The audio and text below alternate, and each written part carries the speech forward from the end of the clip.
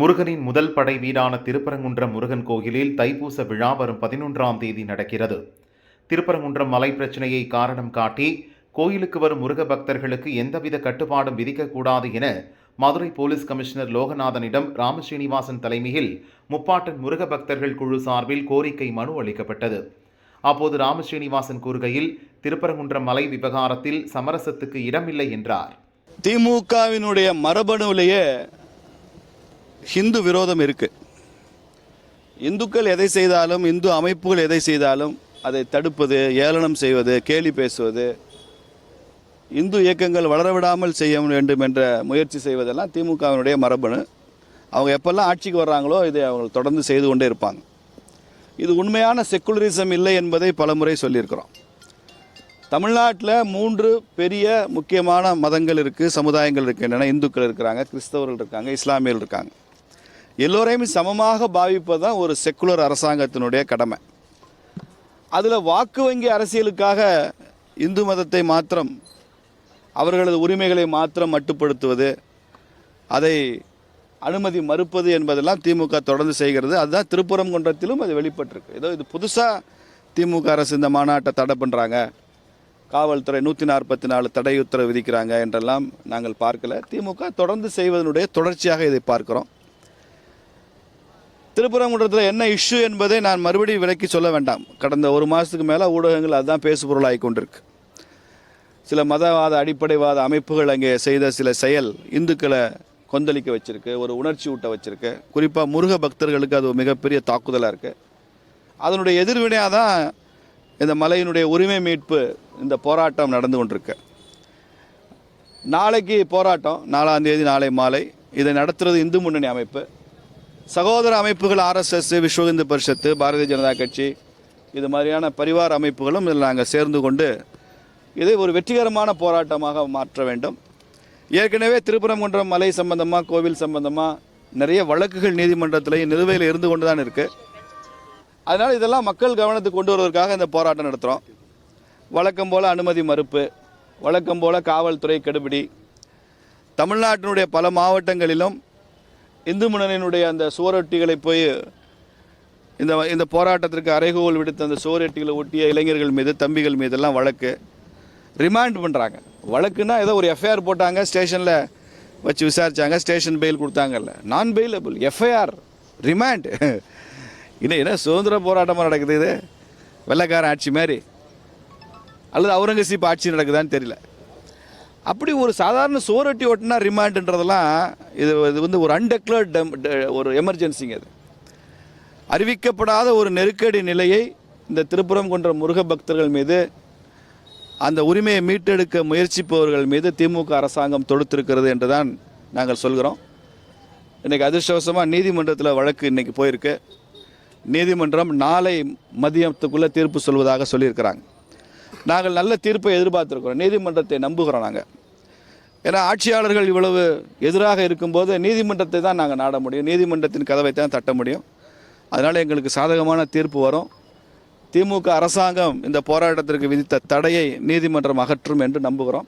நீதிமன்றம் என்ன சொல்கிறதோ அதன்படி நாங்கள் செயல்படுவோம் என்பதை இன்றைக்கி காவல்துறை அதிகாரிகளிடமும் மாவட்ட ஆட்சித்தலைவரிடமும் தெரிவித்திருக்கிறோம்.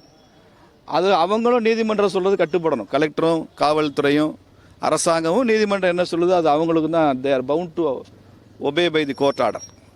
அதனால் அதை ஏற்றுக்கொள்வோம் என்று சொல்லியிருக்கிறோம். அதற்கு இடையில் போராட்டத்துக்கு தான் தடை. ஆனால் கோவிலுக்கு போகிறதுக்கு அனுமதி மறுக்கிறாங்கன்னு கீழே இருந்து செய்திகள் வருது. அங்கே தைப்பூச விழா நடந்து கொண்டிருக்கு.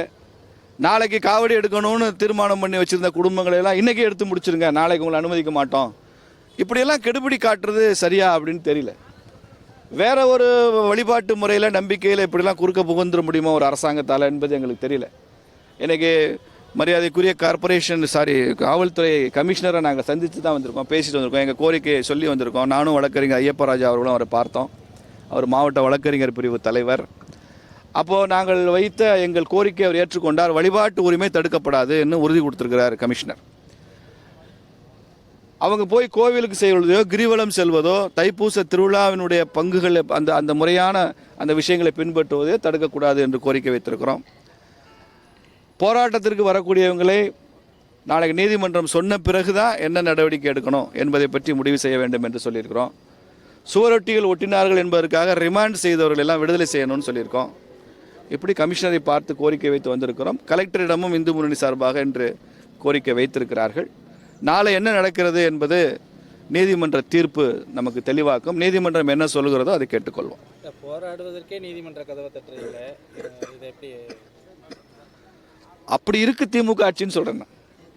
போராடுவதற்கு கூட அனுமதி இல்லை. எந்த போராட்டத்துக்கு அனுமதி இல்லையே தமிழ்நாட்டில். பிஜேபி சமீபத்தில் நடத்தின இந்த 3 ஆண்டுகளில் சாதாரண ஒரு தெருமுனை ஆர்ப்பாட்டத்துக்கு கூட அனுமதி இல்லை. உடனே கைது தான். மண்டபத்தில் உட்கார வச்சுறாங்க ராத்திரி வரைக்கும். எந்த அனுமதி படுத்தாங்க? திமுக அரசை கண்டித்து தான் நாங்கள் செய்த ஆர்ப்பாட்டத்துக்கு அனுமதி மறுப்புன்னா 2 மாதத்துக்கு முன்னால் வங்கதேச அரசாங்கத்தை கண்டித்து ஆர்ப்பாட்டம் பண்ணுறோம் தமிழ்நாடு பூரா. திமுக சம்மந்தமே இல்லை. வங்கதேசத்தில் இந்துக்கள் பாதிக்கப்படுகிறார்கள், தாக்கப்படுகிறார்கள், கொல்லப்படுகிறார்கள். அந்த இந்துக்களுக்கு நீதி கேட்டு போராடுறோம். அனுமதி மறுப்பு. உடனே அன்னைக்கு மண்டபத்தில் சிறை வைப்பு, அன்று இரவு வரை சிறை வைத்து விடு. என்ன காரணம்? பக்கத்தில் நான் பல உதாரணம் சொல்லியிருக்கிறேன். மார்க்சிஸ்ட் ஆட்சி தான் நடக்குது. அங்கே பிஜேபி எதிர்கட்சி தான்.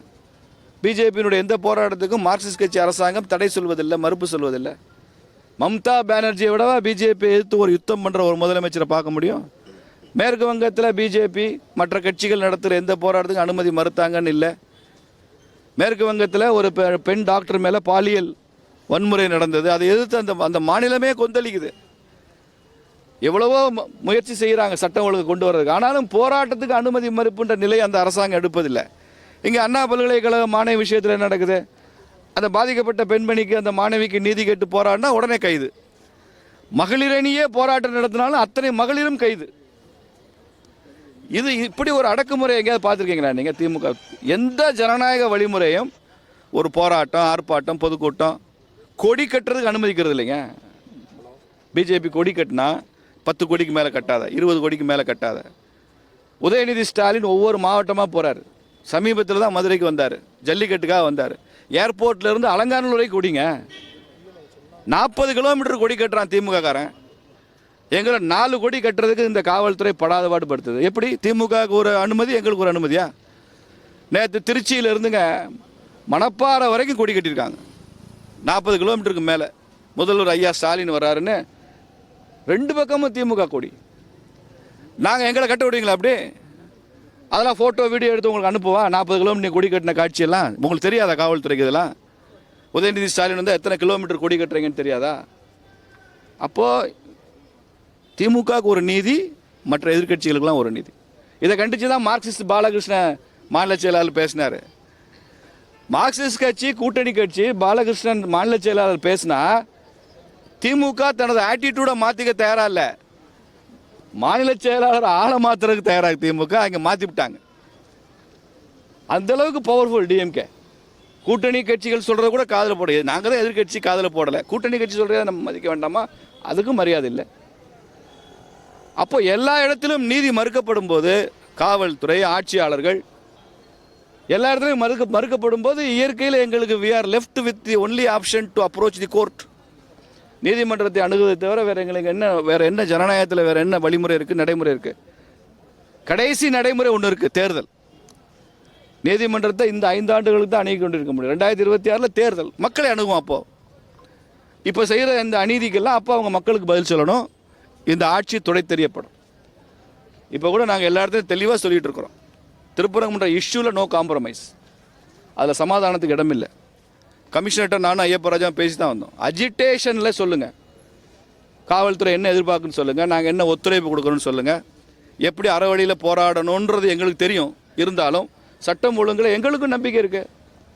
சார், இந்த மாநிலத்தில் தானே நீங்கள் ஆளுங்கட்சி, சட்டம் ஒழுங்கு நீங்கள் உங்கள் கையில் இருக்குன்னு பேசுகிறீங்க. ஒட்டுமொத்த இந்தியாவுக்கு சட்டம் ஒழுங்கு எங்கள் கையில் தான் இருக்குது. ஹோம் மினிஸ்டர் எங்கள் அமித்ஷா தான். சட்டம் ஒழுங்கு ஒட்டு காஷ்மீர் டு கன்னியாகுமரி நாங்களும் தான் பொறுப்பு. எங்களுக்கு அக்கறை இல்லை சட்டம் ஒழுங்குல. நீங்கள் தான் சட்டம் ஒழுங்கு காப்பாற்றுறவங்களா? நீங்கள் எதிர்கட்சியாக இருக்கிறப்ப எல்லாம் சட்டம் ஒழுங்கு எப்படி காப்பாற்றுறீங்க திமுகன்னு எங்களுக்கு தெரியாதா?